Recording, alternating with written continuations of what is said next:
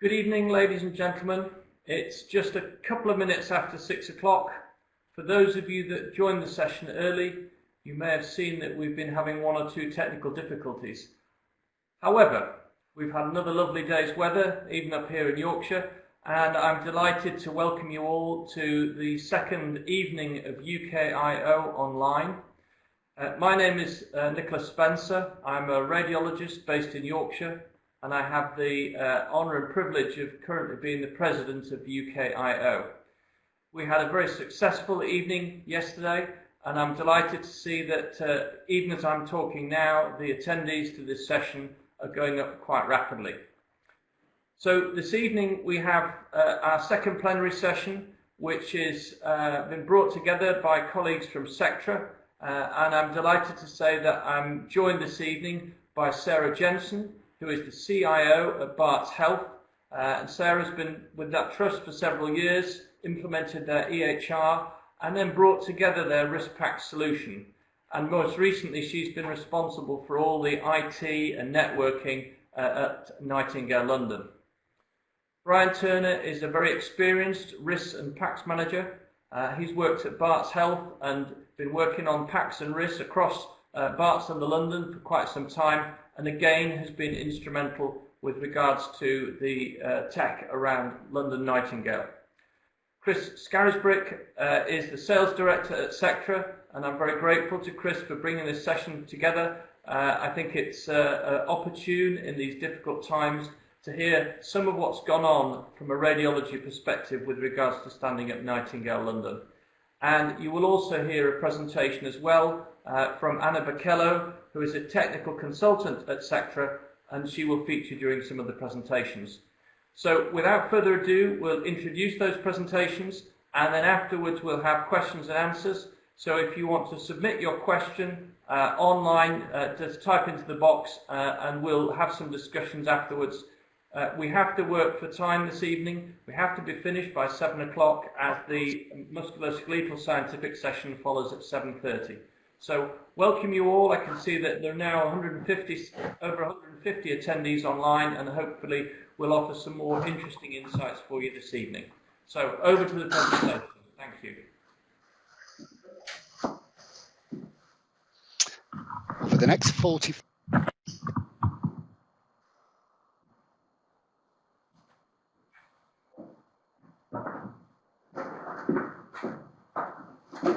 Hello everybody, my name is Chris Scarisbrick and I'm the Sales Director here at Sectra, and it's been my absolute pleasure to have been asked to pull together this presentation to deliver to you guys, the UKIO audience. We've been on quite a journey, and I hope over the next hour we and our friends at Barts can retrace some of the steps that we took and perhaps take some of those experiences away as learning points. Over the next 45 minutes or so, Sarah Jensen, CIO of Barts Health, and Brian Turner, the PACS manager, will walk us through some key milestones along the way. And I would like to take this opportunity to thank them for giving up their time for this presentation, but also their tenacity and commitment whilst working with us setting up the Nightingale Hospital. Before we dive into the content that you all want to hear, I'm going to spend no more than 4 or 5 minutes to provide some context. So today, Sectra have over 1,800 installations in 32 countries around the world. Our workforce has grown to over 700 people developing, selling, deploying and supporting our solutions. And importantly, we've got strong financials and are a stable company. Sectra have 4 offices here in the UK based in Stansted, Ipswich, Mansfield and Belfast. We have a local workforce of over 70 people in a variety of roles from sales to development. And we've got over 90 sites, radiology, cross-enterprise and pathology, and we're growing fast. We believe here at Sectra that one of the things that sets us apart globally and here locally in the UK is our focus on customer satisfaction. And our approach has been recognised many times over. For 7 years in a row now, Sectra have been recognised as the best-in-class vendor within the enterprise imaging segment. So I would like attention to the Barts Health team for a moment. These have been such an important site for us over the years, and that is very much down to these individuals highlighted on the next slide. Here today, though, we're talking about the Nightingale Hospital, of course, which turned out to be an extension of the Barts Health system. I'm really happy to be sharing the virtual stage with Sarah and Brian today both of whom worked tirelessly in the pursuit of delivering a system that was delivered on time and fit for purpose. And I can tell you that I had several conversations with Sarah late into the evening while she was still on site fielding new information as it became available. So moving on to Barts Health as a trust, obviously a huge trust with a big presence in the East London area. They have a huge amount of staff across a variety of disciplines, serving up clinical services to a population of over 2.5 million across several London boroughs. Led by Sarah Jensen, the trust have a very clear informatics strategy, one of consolidation of systems and interconnectedness. Central to this strategy is the single Cerner Millennium patient record across all sites, providing access to all types of clinical data to the right person at the right time. In terms of imaging, the site is truly significant. They have a 10-year PACS, VNA and RIS instance delivered from us here at Sectra, closing in on 1 million examinations per year across a variety of disciplines, utilising over 350 modalities and approximately 170 PACS-based reporting users. On average, we're picking up 500 to 600 concurrent users daily, and the primary diagnostics is performed across about 200 diagnostic workstations in remote and local locations. And of course, we have a full integration with the Cerner Millennium instance too. When the news broke of the Nightingale Hospital concept, it seemed that Sectra and Barts had a perfect storm of circumstances. A highly performing leadership team at Barts, the highly integrated nature of the informatics and medical imaging environment, Sectra's proven track record of working closely with the trust, an uncertain COVID outlook, and an already mobile diagnostic workforce. All of these factors considered, it made perfect sense for Barts and Sectra to come together to provide the imaging infrastructure for the London Nightingale Hospital. And we were very proud to do so. On the Sectra side, of course, some key players, Lee Betts, Anna Beckello and Steve Jennings, all of whom worked tirelessly in the delivery of this system. And you will now hear a few words from Anna before we move across to hear from Sarah and Brian, respectively. I had the privilege to work together with Barts Health in expanding the existing Sectra's integrated image solution to the Nightingale Hospital. We added new workflows with reduced steps and implemented new features to provide the best patient care and remove delays. Later in the presentation, Brian Turner will go into detail about some of these new workflows. The amazing collaboration between Sectra and Barts Health allowed these changes to be approved and tested rapidly in response to this challenge. All done within days in comparison with a traditional deployment that takes months. Many people work hard to make this happen, and personally, I'm really proud and inspired knowing that these new facilities will save lives and be there when people most need help. Thank you. So thank you. It really is appreciated. So at this point, I'd like to pass over to Sarah and then Brian to hear their side of the Nightingale story.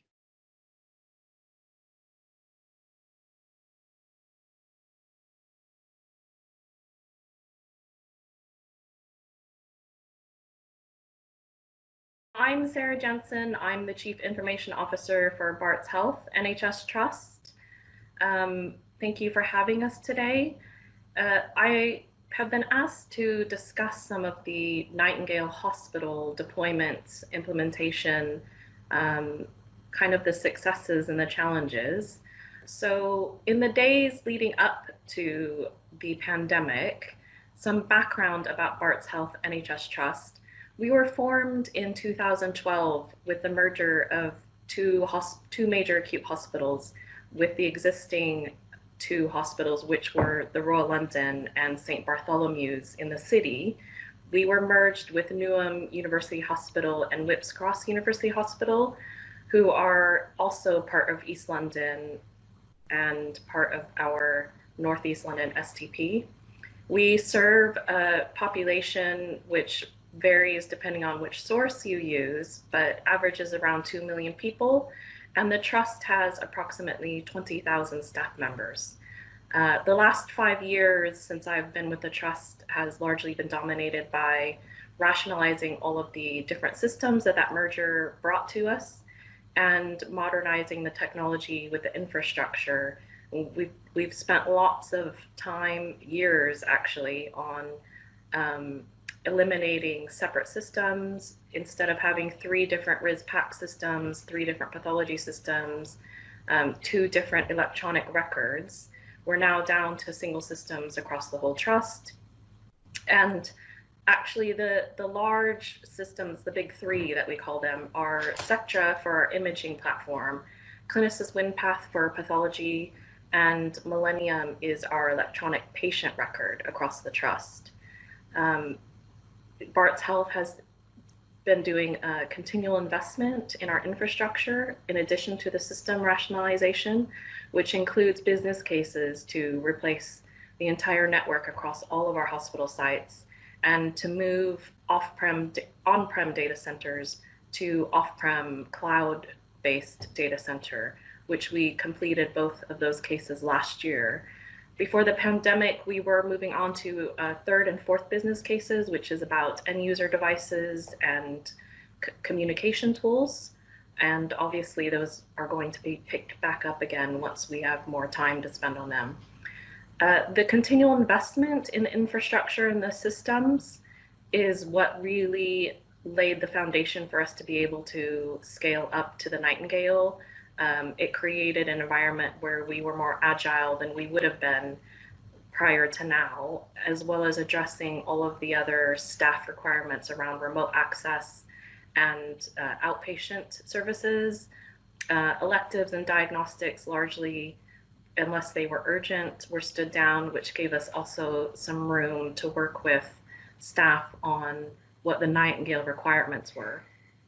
So when we were approached to help with the Nightingale, it was on, I believe, from memory now, Tuesday morning at 8 a.m. And by 10 o'clock that evening, we had an articulating lorry dropping off network kit that had been pulled out of our own warehouse. Originally, it had been reserved for replacing the network at Royal London and St. Bartholomew's. That network kit then got diverted to the Nightingale Excel Conference Center. And by 10 p.m. that night, we were standing up 2 network cores. And by noon the next day, we were testing both the LAN and the WAN, the wireless, across the site.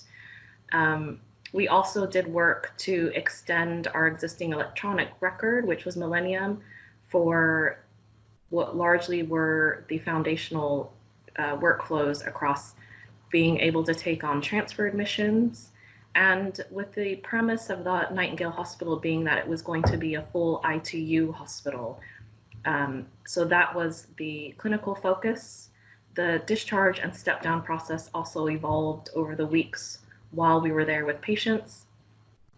We also needed to have full integration with our diagnostic services, which included mobile X-ray, CT scanning, and for pathology, that we did point of care test devices for blood gas analyzers that they could use directly on the ward area, and those results would go electronically into the patient record. We had a small pathology specimen reception booking in area with a large amount of the tests being a 10-minute courier job to the major pathology service that we have at Royal London Hospital. And then we had several pharmacy services set up across the Nightingale as well that we integrated. We looked after setting up telephony, which included using the network for VoIP, and we had mobile phones as well. Printing was also quite a big task that largely doesn't get the attention it deserves in peace times. But the testing of all the printing over across the network to ensure specimen labels printed at the bedside, wristbands being printed for patients upon admission into the site, and pharmacy drug labels and patient labels, which were used to affix to paper charts, which at the time were ITU and drug charts. In addition to the clinical service, we also had a large ask around the corporate services that came to the site: finance and procurement, people services, business intelligence. All of those teams from across different London providers came to the Nightingale and needed computers and network access. A lot of them needed NHS.net mail accounts, and as much as possible, we tried to avoid issuing Barts Health Active Directory network accounts for those staff who were not part of the original Barts Health staff. That meant we used a lot of kiosk mode for computers so that people could get out to the internet and get to their web-based systems without having to go through a network login process. This informatics overview is about the challenges and the benefits that we've tried to summarize. Other than the scale of trying to scope a 4,000 bed ITU in very short time, there were, as there always is, there were challenges with getting the clinical model agreed, and once it was agreed, keeping it agreed. As you can imagine, as each day passed, new requirements would surface, new asks were being made, and it was very difficult at the time to keep a very, very tight control on the prioritization of what the team worked on. Once we got past the network and the main infrastructure, we then had to move on to system configuration, which at the time was happening in parallel. But to get the detail of the clinical workflows, that also took several days. And because the informatics team had arrived early, largely the quickest amount of progress we made was when we were originally arrived and we're focusing on the infrastructure. What we then had to spend more time on was agreeing workflows, agreeing how the patients would move from the ambulance drop-off points into the dirty ward area, and then throughout their stay, what sort of observations, documentation, what elements the nurses would be recording, and would that be on paper, would it be electronic, as well as the medics, handovers, discharge and step down process. All of that took quite a large amount of conversations and agreements to take place. And while that was happening, it was difficult to know what we needed to build or configure in the system. We had lots and lots of London providers on site that we were working with. Although Barts Health ended up being the host provider, that decision was made after lots of decisions had been made and different services that arrived. And because every trust does things slightly differently, a lot of the models tended to be who the leads were wanting to default to how they did things at their trust. I think that created creativity and collaboration on the whole, also created challenges because we all had different systems and different corporate tools that we used, and how from a technical point of view we could accommodate that, which largely was very, very limited. The hardware supply chain for technology, as most people will know, has been very, very challenged since the pandemic hit. We were very limited in what we could get. NHS EI was very helpful in helping us source the technology. But for example, trying to get our hands on 4,500 PCs for a modern specification was difficult. A lot of what's left in the supply chain is overstock from previous years that never ever was purchased. And so that was a challenge that we had to work through. The network and NHS.net accounts that I previously mentioned on a large scale, we tried to limit how many people really had a requirement for those to be issued, and smart cards and any physical items, because of the ITU isolation and infection control, really we had to be creative with how we could remove that from clinical staff needing to take items into the dirty area, because once they're in there, they have to remain on the dirty side and cannot be moved back and forth between the clean side and the ward side. So we quickly moved from physical smart cards to virtual smart cards at the same time that we were doing all of this. And paper documents had to have rules placed around them.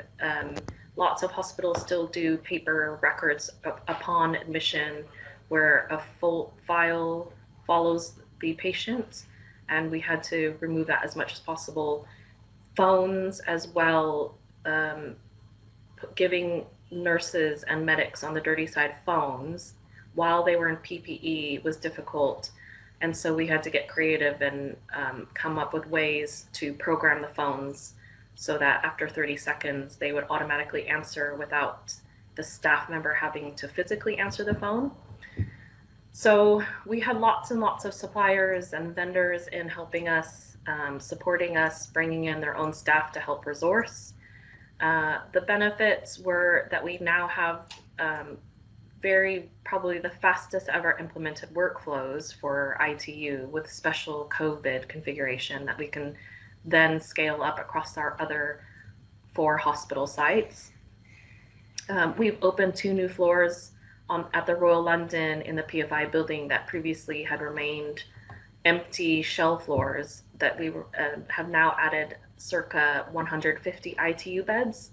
And they're well placed now to take on that configuration that we built for the Nightingale for clinical functionality. We were able to implement the new imaging workflows that Brian's going to talk about later on. And we really came to the forefront of the research agenda by being able to enroll patients and use electronic patient data to feed into what now is now for hospital sites, potential vaccine. When it comes to lessons learned, I think that I've touched on a few of these. Once the Nightingale in London was established, the Nightingales across the country in Birmingham, Manchester, I think it's fair to say one of the lessons learned was that it's really important to choose the host lead provider at the onset of having the conversations and doing the setup. I think for us, the challenges it created is that if you have a mix of providers, there has to be one way of doing things, and getting that established at the forefront of the planning and the prioritization of all the tasks that have to be done across something that needs to be delivered this quickly became a huge lesson learned. We often had daily debates about clinical asks and what the capacity was going to be. I don't know, as a lesson learned, if it's something that can change, because obviously with the spread of the virus, it was very, very difficult to predict what the infection rate was going to be. It was really difficult for the leadership team on a daily basis to say, we need to open more beds, we have more patients coming. Planning assumptions were very up in the air on an hourly basis. We very much had to be flexible and plan for the worst, but hope for the best. And that can be really difficult in technology with that amount of volume. Small things like the corporate services teams wanted to share documentation and collateral, but for those who were staff across different providers, we had to quickly come up with solutions of how they could have shared spaces, virtual shared spaces. The introduction of Teams by NHS Digital was very helpful during this time to help meet some of those challenges. Infection control really, for this particular pandemic, played a huge part because it kind of played into all arenas of what was happening across the site and how we were determining flow and kit that we could buy, how much cleaning it would need to withstand, and things like trying to figure out if something broke once it was out in a dirty area, how do we go in and fix it? How do we do hot swaps? Where does the kit need to be taken so that it can be quarantined for the minimum amount of time, and then we can then take it out and actually work on it to resolve what the issue was. The other thing that became very apparent across the site is the mixed level of digital maturity across NHS providers, even in London. Staff that were pulled from providers to come and work had various levels of skill or experience with different types of technology. And that really, although it's not specific to the Nightingale, it does remind all of us that we still have a lot of work to do in the NHS to get people up to a equitable level of system and infrastructure maturity, because that does become a barrier to people working on something jointly of this scale.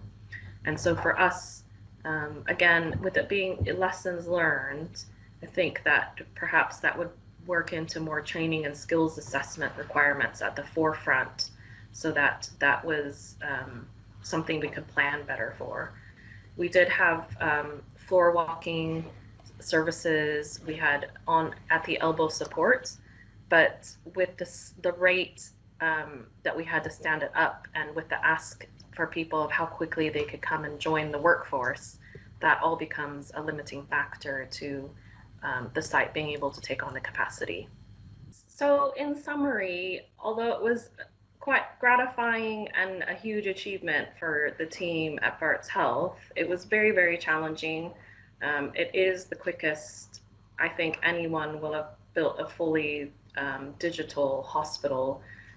Although the technology finished and was ready for 100 beds within 5 days, as many will know, it took quite a while to ramp up patient occupancy. And actually, for one of probably the first times ever in my career, it wasn't the IT, quote IT, that was setting the critical path and holding things up. So I hope that provides a little bit of insight. Happy to take questions at the end of the presentation. And now I'm going to hand over to my colleague Brian, who's going to talk about some of the innovation around RIS-PACS workflow and how we were able to streamline that. So thank you everyone for your interest today.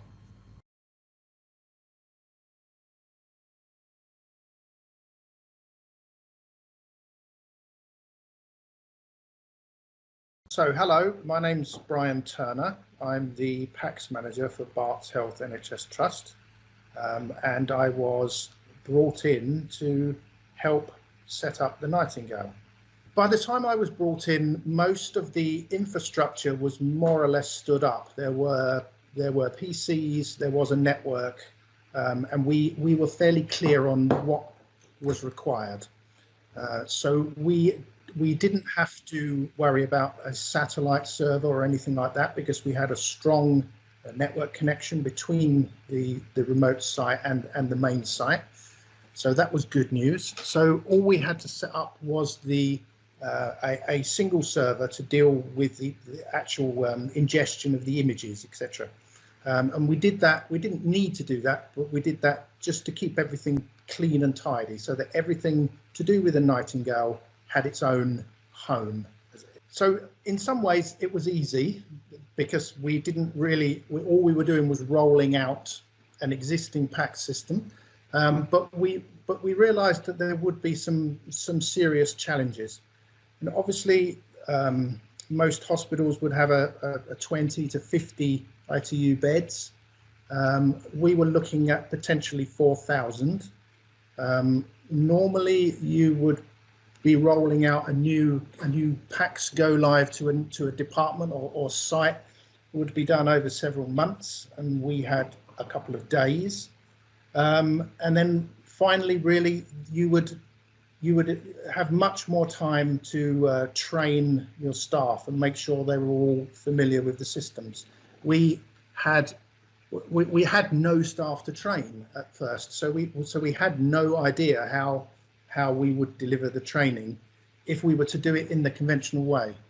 So, but there were things in our favour, and one being that, you know, we were treating a single condition,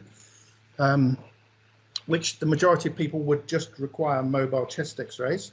So we didn't have to worry about nuclear medicine, etc., etc. And of course, the fact that it was an ITU setting means that there was no appointments or any of those sort of things that make life more complicated in peacetime. So we came up with what we now describe as the field hospital workflow. So we were looking at all of those factors and trying to see what we could eliminate in terms of process steps and things to go wrong. In a standard radiology workflow, the requests are generated in your order comm system, which in our case is Millennium, and then they are sent through to the RIS. The RIS is the system which receives the requests, and it handles all of the departmental workflow. So in a normal system, the request would come across to the RIS system, and it would be booked in. That would create the change in status required to put it onto a modality work list. So then when the exams are selected from the modality work list and then sent to the PACS, they then go back to the RIS to confirm what they've performed, add the dose details, etc., etc. And then only at that point is the status updated to complete so that it appears on a reporting work list. Now that's fine in an ordinary hospital setting, but in this particular setting with potentially 4,000 patients, we needed to see whether we could streamline that quite a lot.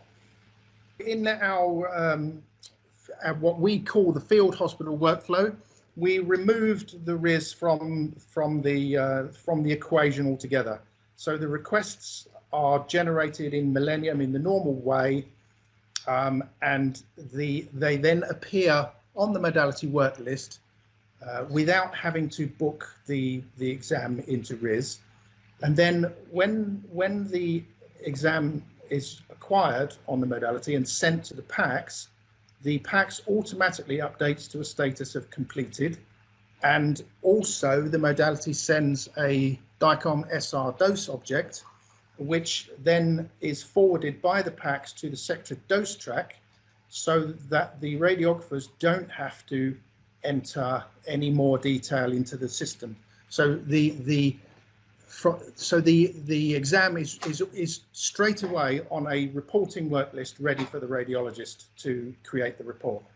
So in this way, we eliminated the RIS completely, which meant that we not only eliminated all those potential things to go wrong, but we made it so that there was no training required. As long as they knew how to take an X-ray, they could do their job. So, and I think it was clearly quite successful. It was very popular with the radiographers. They decided that not having a RIS was a good thing, and it did the job. I mean, given that the radiographers had to spend time donning their PPE before they X-rayed anybody, which took around about 15 to 20 minutes. Our average turnaround time of 45 minutes for a chest X-ray is pretty good. Probably more impressive still is the total number of missing RIS that was created during the time that the Nightingale was in operation. That figure was 0. So it definitely worked, and it definitely speeded things along. So that was the main change that we made, and that's our field hospital workflow. Some of the other things we were able to do were in using some of the functionality that already exists in PACS, but in a different way to how we normally do it, and that was to overcome some of the challenges, mostly around communication. As Sarah alluded to earlier, communication is very, very difficult in that kind of setting. The area is huge. The using a telephone wearing PPE is not easy, and we had to come up with ways of being able to communicate important results, etc., to the ward staff in the most efficient way we could. One of the things that we looked at the whole workflow, and we decided that we needed to remove as much as possible from the workflow in terms of the steps and the amount of time people would have to spend, given that people weren't familiar with the systems and were in a hurry and under pressure. So it started with the actual requesting process in Millennium. We took the standard chest X-ray request system, and we stripped everything out, and so that all they had to enter was the reason that they needed the exam. Basically, everything else was populated automatically from pulled from Millennium and sent with the request, so that when the radiographers were looking at the only time they needed to look at PACS to see what was going on was to see at the start what the request was for, and all of the information, everything, the information they've put in about the reason for the exam is the only thing they had to fill in. The rest of it is filled in automatically from the system, including the ward and the bed number, etc., so that the radiographer could find the patients easily without having to go through the RIS system, basically. One of the great things about the Sectra PACS is the fact that it has got this examination window, which, although we weren't using the RIS, the examination window was available, which is a web portal to the RIS. That would have been useful if we needed to do anything out of the ordinary, or if for any reason something had dropped off a work list. If the radiographers were then to go to the exam window, they would be able to book the exam in like you would in a conventional RIS, and that would reinstate the examination on the modality work list. So it was there as a fail-safe, really. We didn't have to use it, but it was nice that it was there. We could also have confirmed the exams in the conventional way with it as well, but we as I've explained before, we didn't need to do that. Some of the other functions that exist in the Sectra PACS that we were able to harness and use for the workflow, and to overcome some of the problems, mainly again with communication, we found the chat window was extremely useful. This enabled us to be able to send messages from our radiologists if they saw something that needed to be discussed, and it also provided a very convenient way for the clinicians on the ward to contact the radiologist directly, because there, as I say, as I've already said, there's a lot of problems with communication and people not knowing who to contact, not knowing how to contact anyone, and being able to just look at a report, see who produced the report, click on that and message them directly was a real bonus for overcoming some of those issues. Another very, very useful feature of the Sectra PACS is the information panel. We use this in peacetime to provide information to staff, but at the Nightingale it was really invaluable, because as Sarah mentioned earlier, there was a lot of problems with people from other trusts who didn't have access to shared drives. It was very difficult for people to get information, and so we were able to create this little web portal within the PACS, which gave everyone who could access the PACS, at least, information that was useful to them. So effectively, it acted like a small information website or repository where people could find all the information that they needed. It included user guides, maps, phone directories, and links to all of the applications that they would that that they would need to do their jobs. Another of the normal PACS tools that we were able to make use of for the Nightingale was the priority and setting priorities. Now, obviously, in the normal world, people request an examination and they assign an urgency to it, and that tends to be used to prioritize the appointment side of things. But in the Nightingale scenario, everything was much more fluid than that. So somebody could request something and it was pretty much always going to be urgent, but things could become more urgent very quickly. And so we were able to use the normal priority system, but in a different way, by putting the buttons on the toolbar so that everyone had access to them and they could very quickly escalate or de-escalate an examination. We found that to be quite useful. Another of the things that we had was turnaround targets for our reporting. Now, there's not much you can do to force people to report things, but the more information people have, the better they can try and at least meet their targets. And although this doesn't actually do anything proactively, it does give people a good visual indication of where something is within its target. So that was also useful.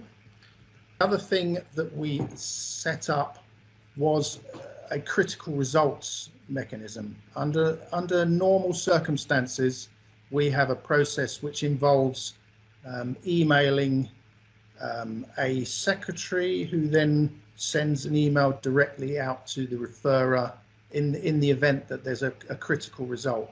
We felt that the Nightingale needed something much more robust than that, and something that didn't rely so much on email. So Sectra developed or adapted, because the functionality was already there, but it wasn't implemented here, and it was really intended to be used more as an email system. But Sectra were able to adapt it very quickly to do both effectively. So the radiologist was able to indicate that a result was critical and needed to be actioned simply by clicking on a button on the toolbar. That triggered an email, or triggers an email from the Sectra Connectivity Hub to a group inbox, and we set up group inboxes for each of the wards, so that the ward group would get an email to say that one of the patients had a critical result.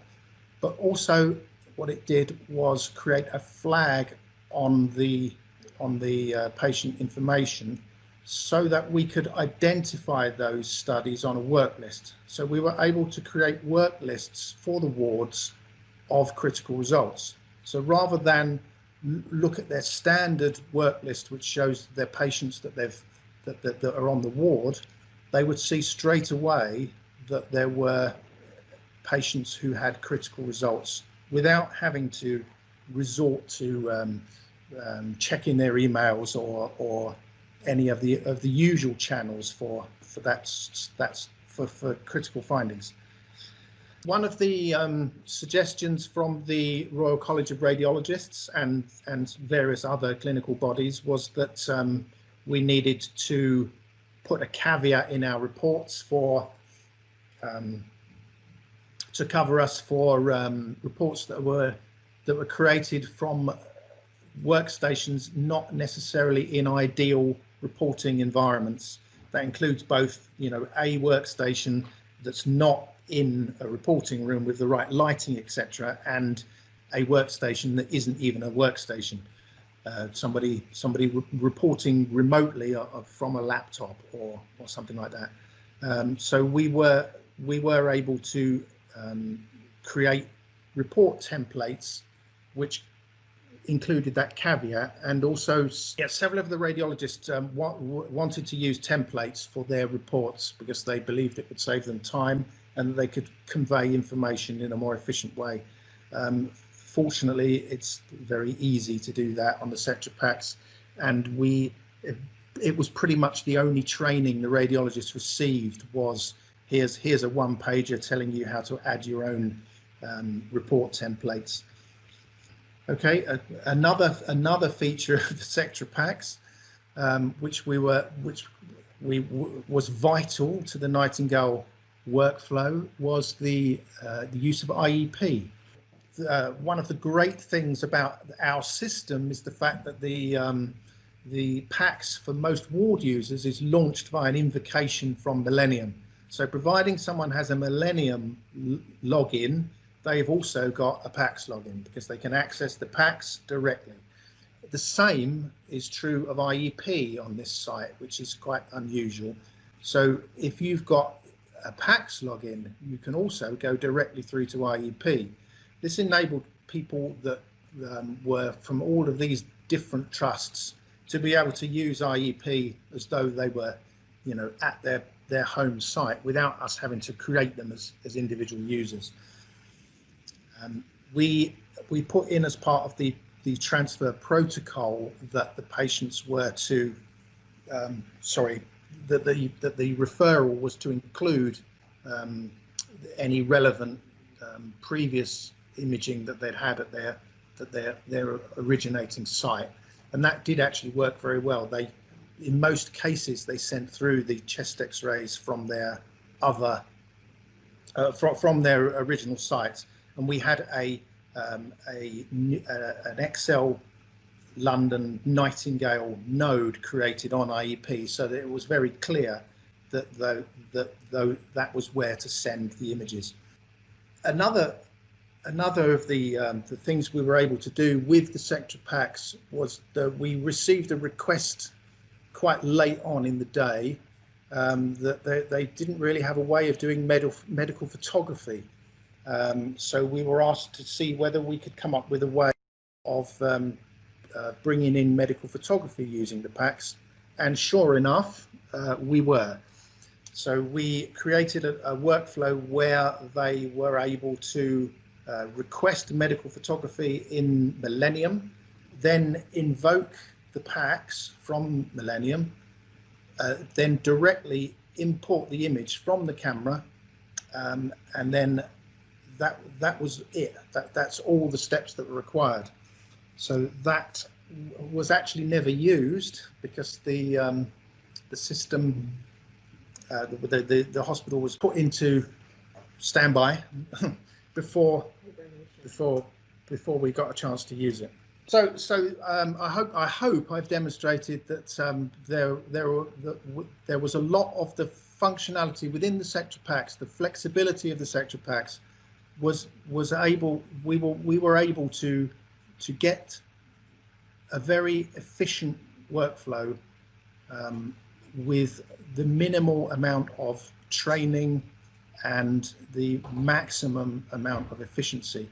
Now, fortunately, we never got to test it to see what it would be like with 3,500, 4,000 patients, but I'm pretty confident that it would have held up. I think we did everything that we could to create an efficient workflow. And probably the lesson learned more than anything for us is that I think we now know how to do point of care ultrasound, which is a big topic at the moment. And we can adapt some of the things that we've learned from the Nightingale and solve that problem that's been bothering us for some time now. Wow. Thank you, Brian. Thank you, Sarah. I think that this goes to show what can happen when vendors and their clinical partners come together in tight collaboration. The challenge that was set was significant, but together we were able to overcome all obstacles, something that would have been completely impossible without the dedication and cooperation shown by all involved. It was a real pleasure and a privilege to feel that we were doing something positive and useful in those early COVID stages. So, All that is left to do now is to open up the floor to questions for discussion by the panel. So thank you all for your time. Bye.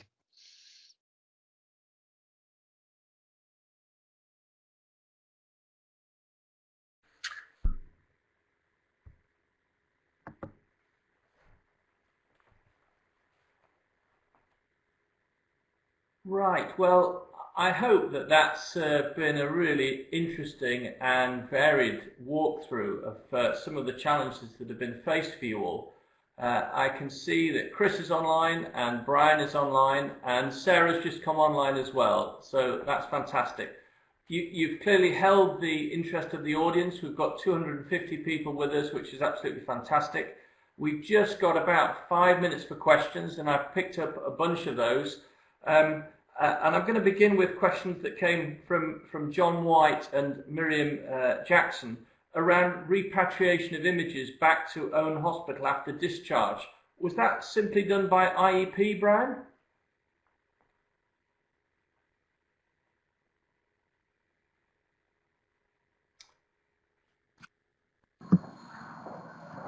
Would somebody else answer that to Brian? Brian, I think, is going to move to sit with Sarah.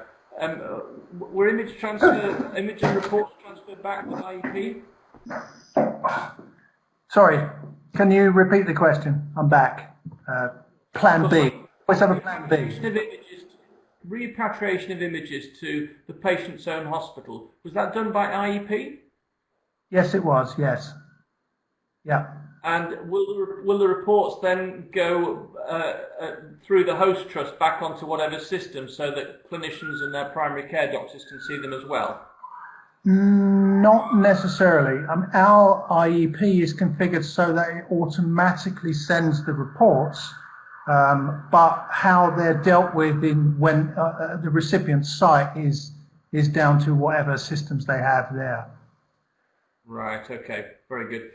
Sarah Solanki also asked, presumably this was normal workflow with voice recognition rather than typing in templates. Yes, because all of the reports were produced at the main site, where there was a very small amount of reporting was done actually at the Nightingale. We didn't actually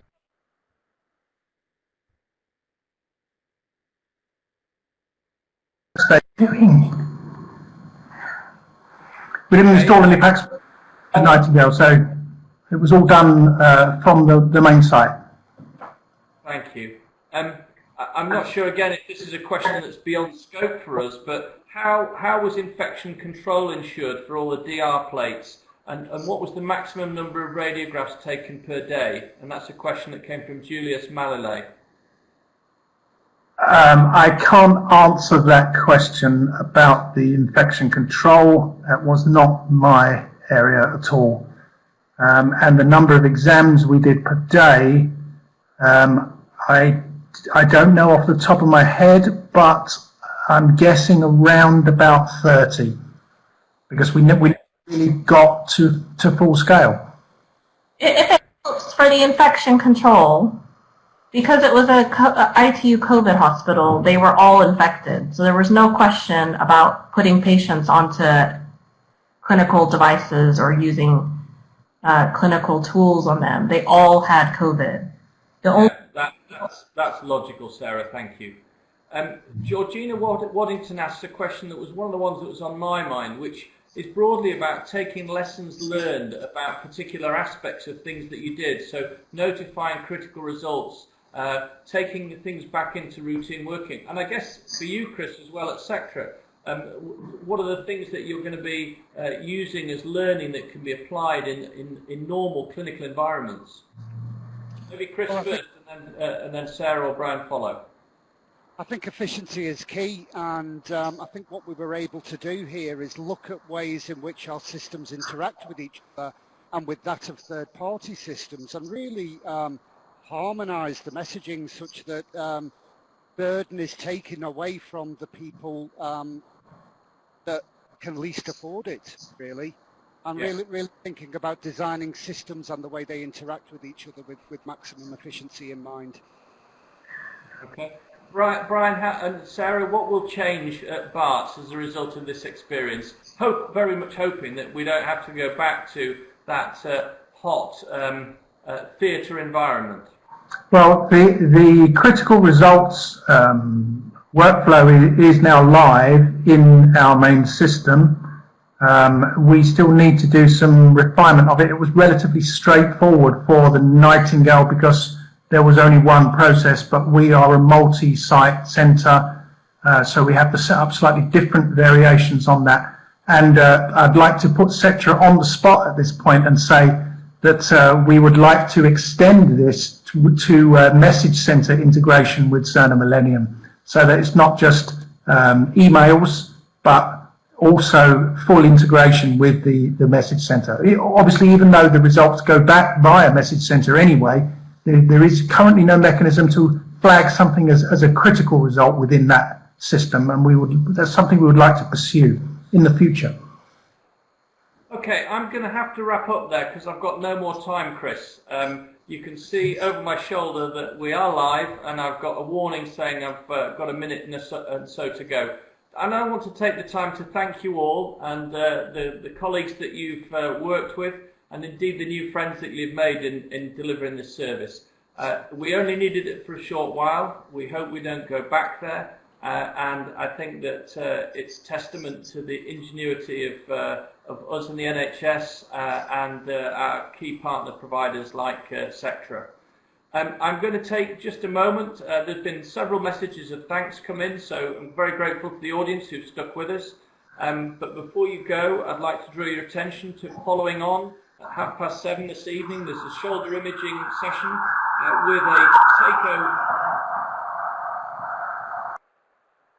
with a takeover from colleagues at Wigan and Wrightington, moderated by Dr. Basu, with talks from radiologist Dr. Alani and surgical colleague Mr. Leonard Funk, who is a real star in shoulder surgery.